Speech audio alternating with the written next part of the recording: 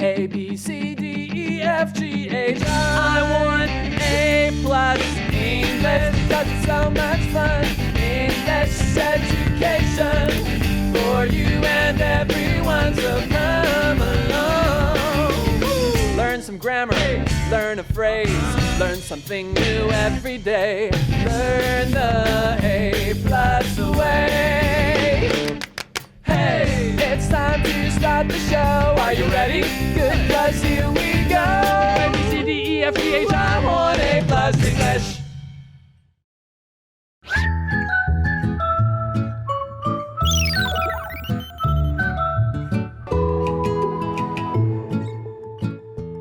Hello, everyone, and welcome to A+ English. I'm Mike. I'm Chickling. And today we are going to be reading an article about South Korean school tests. Okay. Which you can probably guess are hard. The South Korean education system is famous for being hard. Yeah. And that's even in Taiwan, where the education system here is already pretty hard. There, it's even harder. Really? I think so. I've heard. Is it possible? Yeah, well, yeah, we'll find out. We'll find out. It says South Korean college test will stop having killer questions. Killer questions. That doesn't mean a question where if you get it wrong, you die. The teacher just shoots you. No, it's not that. It's like a super, super hard question that you don't even learn. I know. Isn't that crazy? We have a lot of those I mean, here. that's just mean, man. Who's doing this? So this is a university thing. It's a college thing, university. Right. And apparently, yeah, they ask you these questions for like extra marks. Yeah. And it's only if you really, really studied the things the teacher didn't even talk about will you get this right? And yeah, I have that experience. It's kind of like asking people to, to run in a running race, and then at the end they have to like make a sweater. It's like, well, I won the race. Why do I have to make a sweater? Yeah. It's like crazy. Anyway, so do you go to a cram school, or did you go to a cram school when you were a kid? What did you or do you learn there? I did. I think two times. You did? 2 times for math. Okay. You only went 2 times? 2 times for a period of time. Oh, I see. Okay. I didn't like it. Okay. No one does. Because, all the questions there were so difficult. Really? And, I went there for my English too. But then I quit because I thought it would be better to study on my own. When you've clearly done very well doing that. Yeah. So thus proving. See, maybe you still need a cram school because I don't want them to kill me for saying this. I think for something like math or science where you can't really teach yourself. Yeah. But with English, you're right. With English or other things, you can kind of just study at home, right?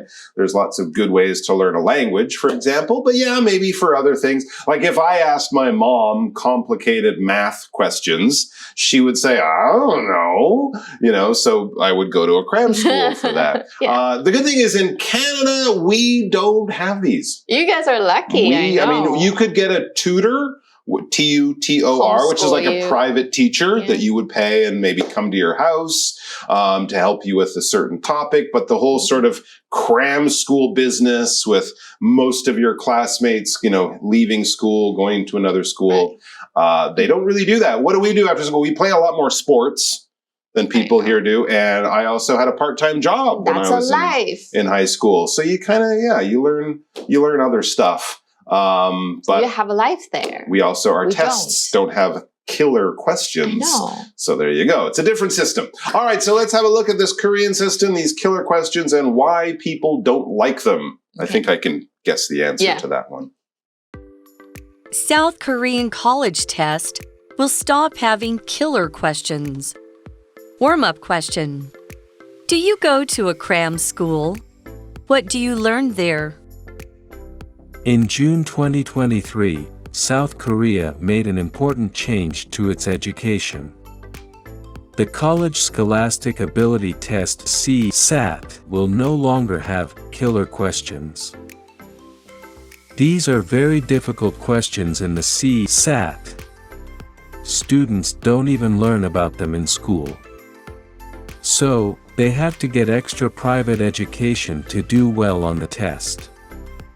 In fact, 80% of students go to private school after day school ends.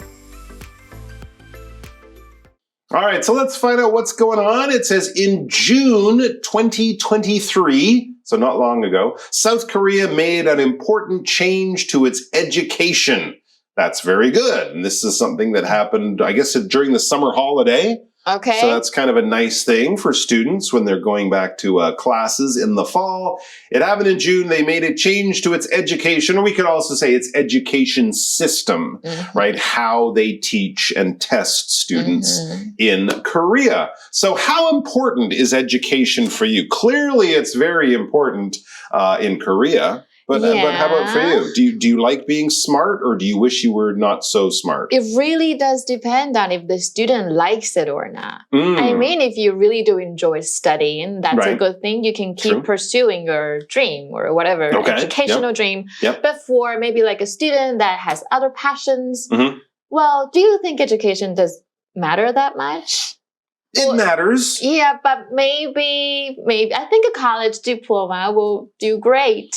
It can be, but you're right. People learn in different ways. Yeah. Some people don't really want to have a job as a, office worker, lawyer, doctor, business person, right? They want to do stuff with their hands, in which case going to a university wouldn't really be, the best thing for you or interesting for you. But I think generally it's better to have an education than to walk around going, I don't understand anything.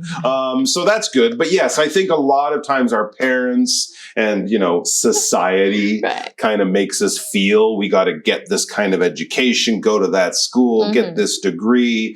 But I think as you go through life, and especially now when we have technology, when we have the internet that can help us do lots of things, you can also have a perfectly happy, successful life, not necessarily having gone to the right school and all that kind of stuff. But everyone's different. So let's find out about this Korean system that has been changed. It says the College Scholastic Ability Test, or CSAT, will no longer have killer questions. I guess this is the big test that you take either in college or at the end of high school to get into college. It's a lot of pressure and students prepare for it for like a year and all that kind of stuff. And apparently they had these killer questions. We'll find out about that in a second. What kind of test questions did you find most difficult? Math. I mean, I couldn't even understand, the questions. So I just put all the numbers I see on the paper together and then okay, this one looks closer, so I'll choose C, but then I have no idea what the question is about. For math. What? Yeah, it's so hard. I mean, you can never imagine. And when I went to the States, I became a genius. Because you are a genius, clearly. But I'm usually the last in my class here in Taiwan. Did you find that the math they were doing in America was much easier than the stuff you were doing here? So much easier. I didn't even have to do anything on paper. I can just work it in my brain. Wow, okay. It's crazy, right? That is kind of crazy. But yeah, you're right. Every country, every culture, they have their own systems, their own ways of doing things. And what about with other things? Did you, for example, if it was like a history test, were you better with the remember the date, remember the name, and write it down, or the more writing ones, like explain this thing? We didn't really have that many writing tests. Oh, really? It was always that's another big difference. Dates, numbers, and memorize every detail. Interesting. I remember in high school, I was like 15 or 16. The teacher came in and he said, "All right, this year you are not going to learn any dates." I love that. And after about an hour of us going, woo, and hugging and kissing each other, he then said, "You're not going to have to learn any dates, but you're going to have to explain things." But that's better. And I went, oh, no. But you're right, it is better. And I probably learned a lot more. Yeah, and you kind of understand how things happen. But, for some people who don't like writing or aren't good with words, that could be really challenging. As we said, everyone's different. Yeah. All right, so let's get back to these killer questions. These are very difficult questions in the CSAT. Okay, so the hardest of the hard, basically. And this is how hard, I find this just crazy. Students don't even learn about them in school. Right? And now this is what would have happened in my high school. We read the teacher, you didn't teach us this. this wasn't in our notes. And we would protest and get really angry, and, maybe someone would cry or whatever. Yeah. But here in Korea, they do normal. That. Yeah, that just seems mean. We do that here in Taiwan too. Really? So what do you have to do if you want to get that magical 100, the perfect grade on your exam? What do you do? So that's the students, so they have to get extra private education to do well on the test. Yeah. Yeah, exactly. So you have to go to these cram schools or, just study on your own a lot or something like that if you want to get these questions right. In fact, it says 80% of students go to private school after day school ends. So 8 out of 10 students in Korea, as soon as school is over, they head down the road or across the street or wherever to these private schools, these cram schools. That's 80% of the kids. What would you guess it would be in Taiwan? For cram school? Cram school. 80%? 50%? Maybe around the same. Around 80%? Mm-hmm. Wow. So that's there a lot, you go. Right? And do you think cram schools are a good idea? Well, I think it depends on what you learn. I think we can go to cram schools, but not for like academic subjects. It could be for like other skills, maybe computer skills, or if you like drawing, if you like painting, you go to a cram school for that. Okay, so more for hobbies and interests. Right, not rather just than like math, science. Jamming everything into its Okay, interesting. I don't like cram schools. I think kids should do other things like that in their own free time or organized by the school, having a job, doing volunteer work, taking music lessons, playing sports. I think a well-rounded person is better able to deal with the real world, and that will allow kids who aren't maybe good at tests to find other things that they're good at and be happy. All right, we're going to come back with more about this. South Korean families spent nearly $322, about 9,620 NT dollars, on their children's education each month in 2022. However, not every family can pay for private education. The change will help students save money and reduce stress. All right, we're back talking about South Korean killer questions and cram schools. We've learned that 80% of kids in Korea, this is probably high school age, kids go to a private cram school after their regular school. And yes, these are private, so it costs money, which of course would be a problem for people who aren't that rich. Yeah, that's true. That's another thing. I wonder how much they spend. It's kind of unfair. If your dad's a doctor, no problem. But if your family isn't wealthy, it could be a big thing. South Korean families spent nearly $322 or about 9,620 NT dollars, so just less than 10,000, on their children's education each month in 2022. That's actually a lot. That's a lot. So if you had 2 kids, that could be up to like 20,000 NT. I mean, that's almost what you might pay for your home. Right? And certainly as much as you pay for, food and your bills, here's this whole other big amount of money that these families have to find and pay to get their kids into these schools. So if you had kids, and let's say you're here in Taiwan, would you send your kids to a cram school?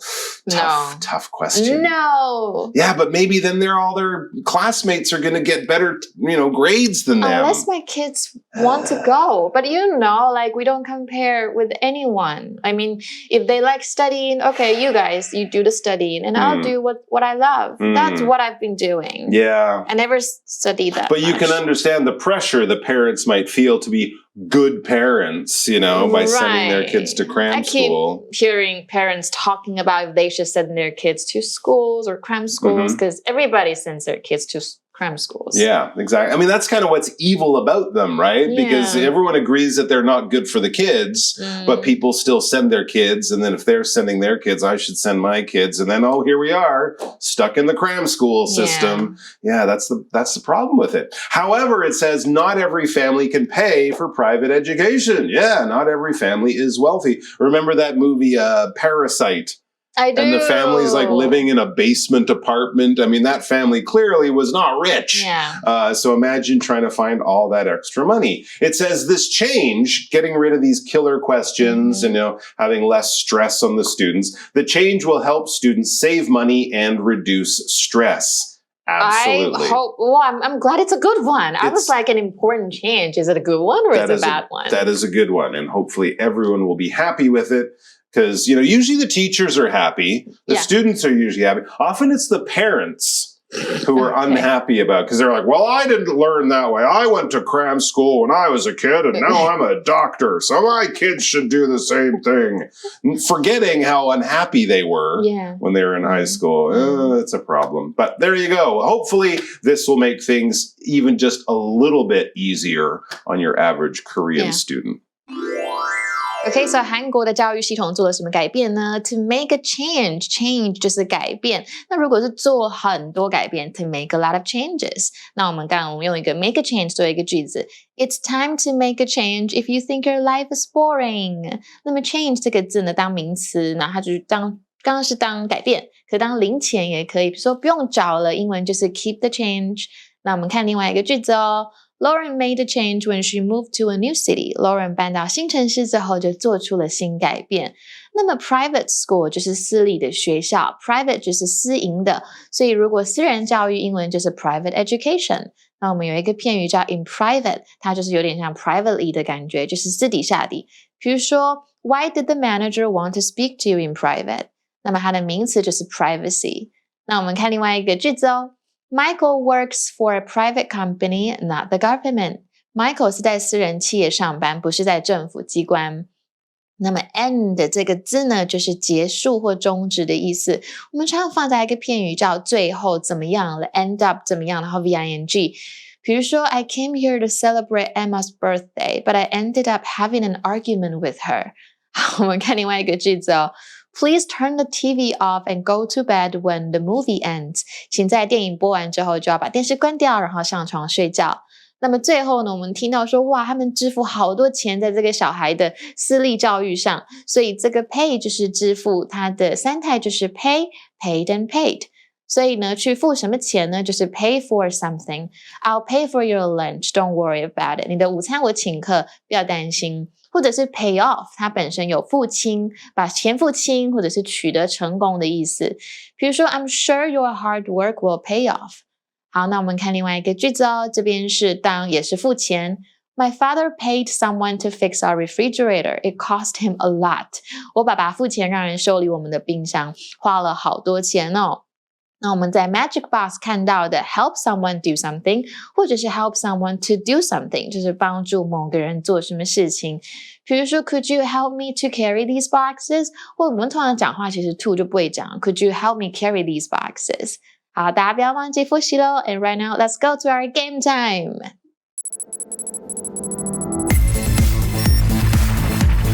Review time. Hi.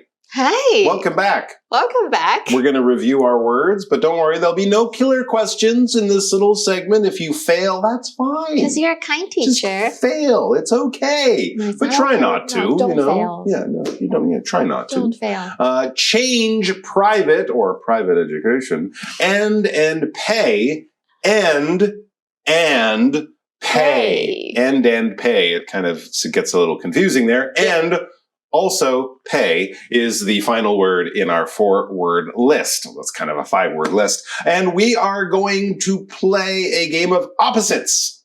So I will say a word that is going to be kind of the opposite of one of the words here. So if the word was jump, the opposite would be...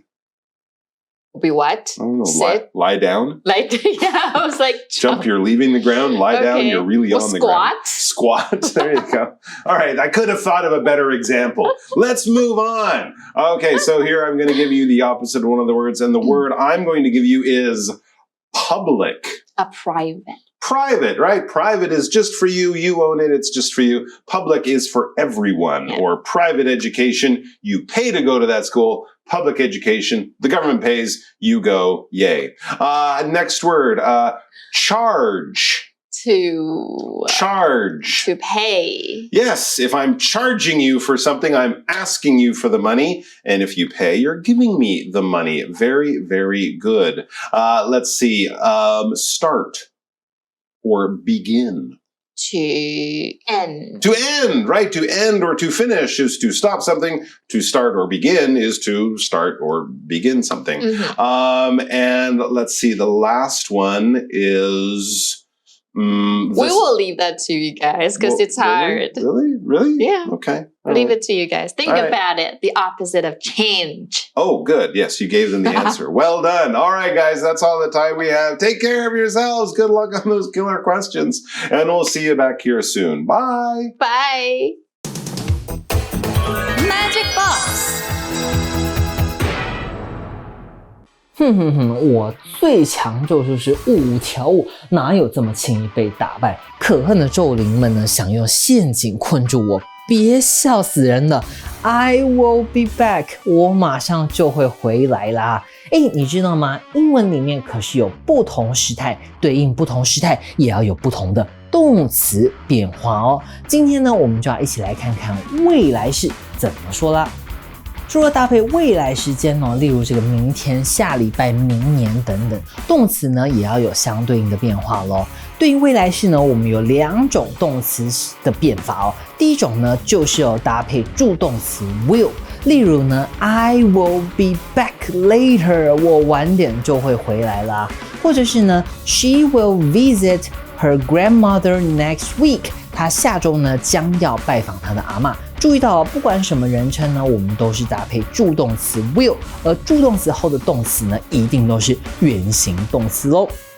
那我们的第2种用法呢，就是呢要用去哪里的 be going to， 其实呢就是中文说的要去做什么事情的意思啦，很直觉吧。跟 will 的用法一样呢，后面呢我们要加上原形动词，表示呢你要去、将要去做的事情。My coworker is going to take a break after the mission。我的同事呢在任务后呢要稍作休息，或者是听说呢这个任务非常的艰难，我的同学们呢就说什么啦 My teacher is going to save us， 我的老师呢将会来救我们。没错，但在去之前呢，我们还是要看看这个否定跟问句的用法咯。首先呢，否定呢我们就加上 not 就可以啦，像是呢 He won't join us， He will not join us， 他不会加入我们。或者是呢 They are not going to surrender， 他们不会投降哦。那么问句该怎么造呢？ Yes No 的是非题哦，我们就直接倒装咯。你会去吗？ Will you be there？或者是呢 Are you going to be there？ OK， 意思是一样的哦。那问答题的话要怎么造呢？我们就要搭配疑问词了，像是这个 when、what 等等。When will you arrive？ 你什么时候会到？或者是呢 What are you going to do？ 你要做什么？怎么样？够简单吧？不聊了，马上呢要去救我的学生了。